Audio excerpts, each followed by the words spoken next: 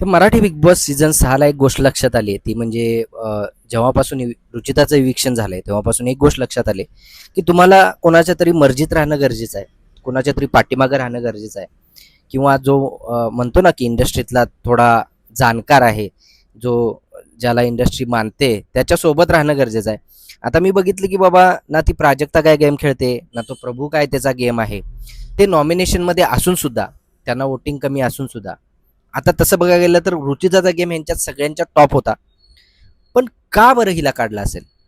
हा प्रश्न एवढ्या जणांना पडलाय, की माहीत नाही का? आता ठीक आहे, तिची एक भाषा होती, तिचा एक रांगडेपणा होता, तिचा एक ती बोलण्याची स्टाईल होती. तिनं थोडं कंट्रोल करायला पाहिजे होतं. पण असं आहे ना, की तुम्ही तुमचा स्वभाव बदलू शकत नाही ना. एखाद्या गेमसाठी, एखाद्या याच्यासाठी तुमचा स्वभाव बदलू नाही शकत.